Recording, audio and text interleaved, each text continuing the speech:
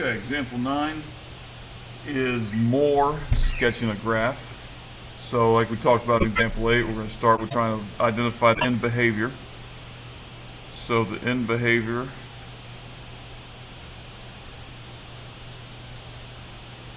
it's an odd function and negative, so that means it's going to go up to the left and down to the right. That's going to be the end behavior of the graph. Step 2 we said was to find zeros. Notice this has a fraction in it, so the first but they all have a common factor of x, so I'd take out an x. But since this is a fraction, I would actually take out a half because the bottom is 2. And if you just take out negative 1/2 x, it'll make that positive x squared term at the end. So taking negative 2 divided by negative 1/2, I'll get 4x squared. Positive 6 divided by negative 1/2 is going to give me negative 12x.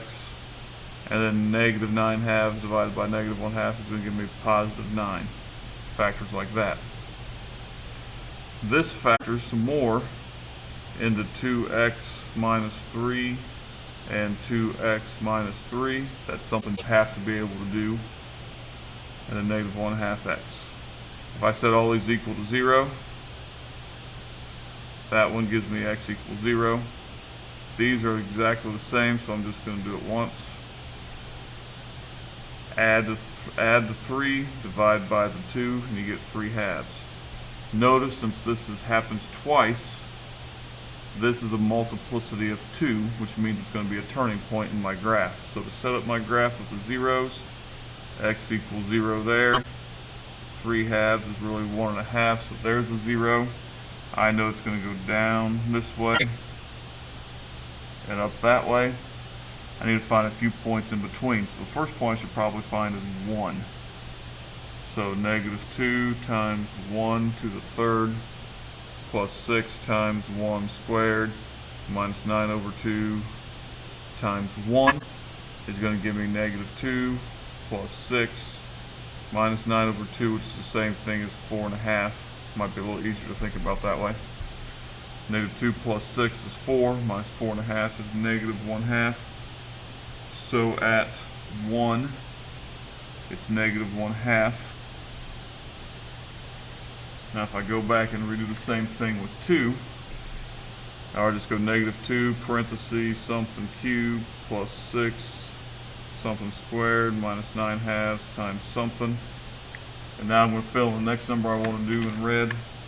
The next number I probably want to figure out what's going on is going to be, well, let's do negative 1. What's going on at negative 1 here?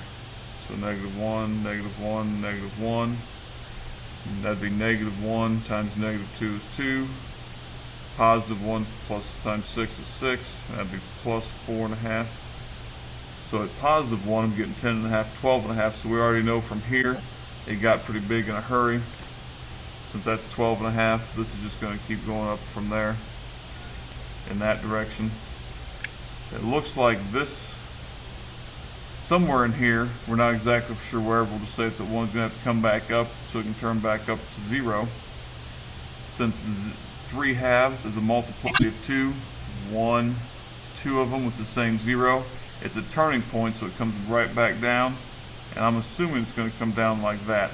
But to double check it, let's see what's going on at positive 2. So erase the negative 1s. And let's see what goes on at 2. If I get a really small number, like a real negative number, we know it just goes down from there for the rest of the way. 2 cubes 8, that makes negative 16. 2 to the 4th is 4, or 2 squared is 4, plus times 6 is 12. No, it's not.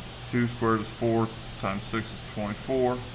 And then minus 9, so that would give me 8 minus 1, negative 1, so at 2 it's negative 1, which is about what we have there, and we're pretty sure it's just going to keep going down from there. There's example number 9. I want you guys to go ahead and try number 87 on your. Number 87 is f of x equals x cubed minus 3x squared. Press pause, then when you finish trying it out, see how you did. Okay, so we're back in behavior. Positive and odd, so up to the right, down to the left. To find the zeros, factor out x cubed, so x squared equals 0. Again, multiplicity of 2, therefore thinking that's a turning point. X minus 3 equals 0, x equals 3. So 0 at 0, 1, 2, 3 is another 0. Something what goes on in between, so let's try 1. 1 cubed minus 3 times 1 squared will be 1 minus 3, which is negative 2. So 1, we get negative 2. Let's see what happens at 2. 2 cubed minus 3 times 2 squared, so 8 minus 12, which is negative 4. Looks like that. So in between, it's coming down, and it's got to come all the way back up. And since the end behavior goes up to the right, I know it has to go up to the right, because that's what the end behavior says. It's not going to cross the x-axis again. I know that this is a multiplicity of 2, being x squared equals 0, so x is 0. That means this is a turning point. I know it's not going to come back up through the x-axis at all, so we're just going to assume that it comes down like this, and there's a sketch of my graph for number 87.